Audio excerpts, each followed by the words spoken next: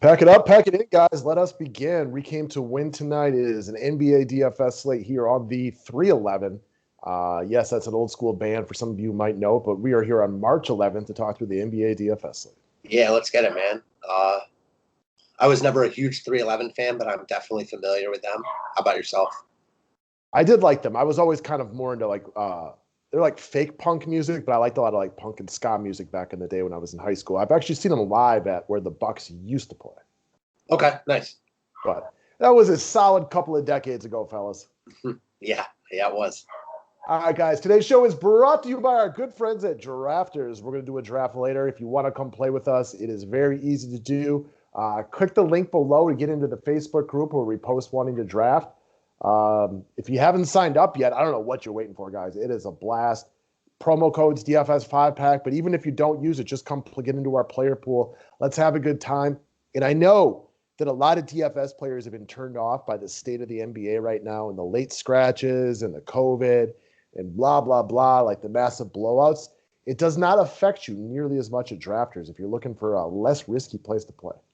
Excellent points, and I'm excited to get on one later this afternoon with you. All right, guys. 5-pack promotion of the day. Get the NBA package for the rest of the year of the playoffs, only $50. That is not offered through the website. It has to be paid manually through the Venmo or PayPal addresses below. That does include the playoffs, and I will give you a virtual guarantee. I will win you that money back in the playoffs, and that will be here before you know it. Sweetness. All right, guys, subscribe to the station if you're new to it. Let's talk about our cash game lock of the day. A young man that goes by the name of Tobias Harris, only power forward eligible. Who cares? 8,100. This comes down to a couple of simple things. One, they're playing the Bulls, so it's a cake matchup. Two, no Simmons, no Embiid. No Simmons, no Embiid. And once again, no Ben Simmons, no Joel Embiid. Those guys are out for COVID restrictions. He's the best player on the team tonight. Lots of extra rebounds, lots of extra shots to get. He's going to be chalk today for the obvious reasons. Get Tobias Harris in your cash lineup. For me, it seems like, man, they priced up everyone on Philly but Tobias Harris. So looks like one of the best plays in all formats tonight. He's like one of the under-the-radar better players in the NBA. Like, no, he's not all-star, but he's like just under that. He reminds me a lot of like Chris Middleton. Yeah, like you just – until you watch this team play and watch how good he is, I think he goes under the radar a little bit. You know, last week when we bet Philly to beat the Jazz and they came through in overtime to win that game, it was Harris they went through the whole overtime. Yes, it was. And appreciate the money, bro. Sweet. All right, moving along to John Wall, which is Matt's GPP play of the day here, and Wall is well rested. It is. Gotta like that. Houston's on a horrific slide, losers of a bunch of games in a row. This is a 498 games in a row. Right? Seems like that. This is a good spot for them. I think that this is a competitive game. This is a winnable game for them. I'm sure a game they had circled, like you mentioned. These guys are rested, coming off a long break. I like Wall a lot in this spot, going against another Kentucky guard, a guy who came in a couple years after him, and De'Aaron Fox. I think Wall gives it to him tonight. And a point you mentioned on our members-only video, like he's not the greatest NBA player at this point, but he's still damn good for fantasy purposes. 45+ in his past 2 games. I love this spot for Wall. I like Houston a lot. And again, I think is competitive. He's a professional. And what I mean by that is he's got to be sick of losing. They haven't won, if my memory serves me correctly, since Christian Wood got hurt, which seems like a long time ago. So He's been sitting there for the last week, clamoring to get back out there. They showed a few signs of improvement, right before the All-Star break. And Sacramento's a great matchup. And it seems like he's going a little under the radar today. For sure. I'm with you. All right. Moving along to our mutual favorite play of the day. To quote the wise Taylor Swift, shake it off, baby, because it is Shake Milton Day right here. You guys, this is another one. This dude can boogie. And without Embiid and Simmons around tonight, like he can get his shot. He is, to me, an underrated player. He's got starting point guard type of stuff, in my opinion. How chalky he is will depend a little bit about whether or not he starts.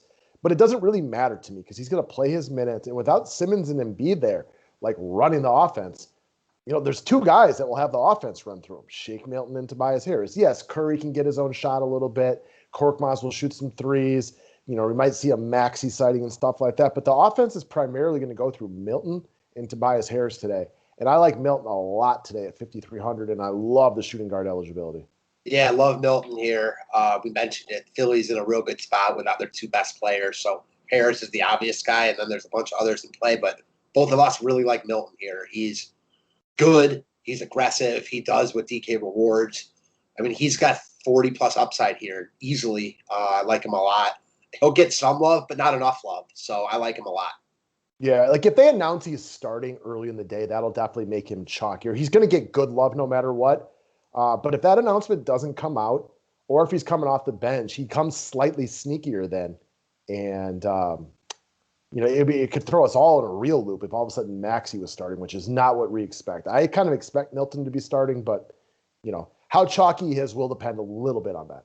Agreed. Because there's 11 games and 22 teams playing tonight, so there's a lot of plays. Yep. All right, we're going to move over to long shots of the day.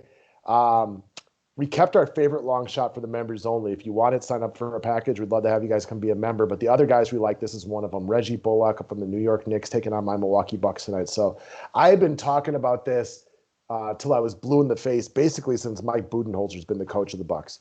They have a specific defensive philosophy. Crowd the paint, make you win shooting threes. Well, who shoots threes in the New York Knicks? It's not Elf.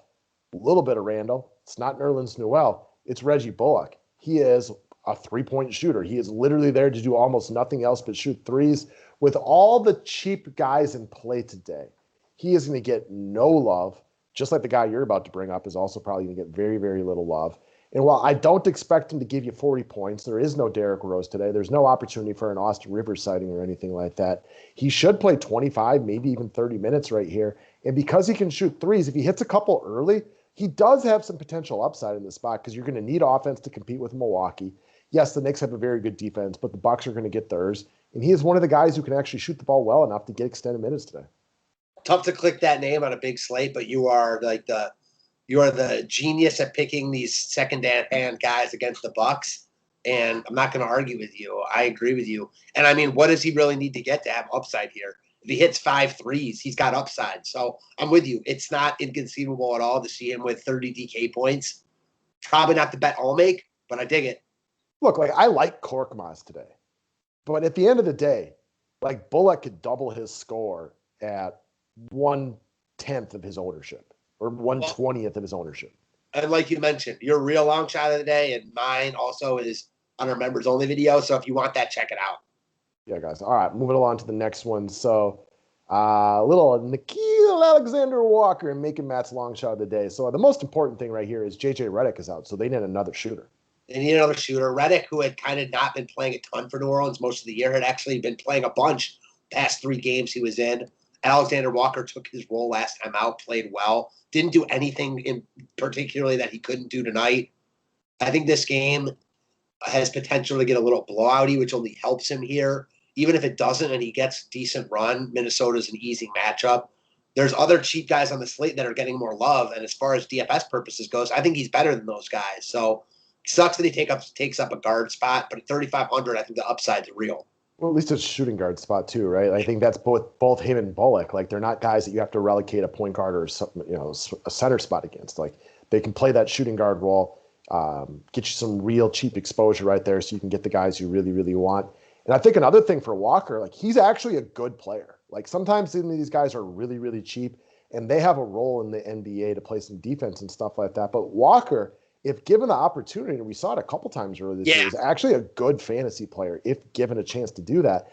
And I'm with you. It's hard to predict blowouts when you have this extended break for everybody. But Minnesota's on the road. It doesn't matter who they're playing. When Minnesota's on the road, they have a chance to get blown out. And if that's the case, I think Bledsoe, Ball, Ingram, those are the guys getting rested up for tomorrow on the back-to-back. Amen to that. So plenty to like right here. And both of these dudes should be, well into the single digits for ownership. The guys from Philly, we got other guys in Toronto. Really, who's a better fantasy player, Nickeil Alexander-Walker or Bembry, who's not very good at fantasy?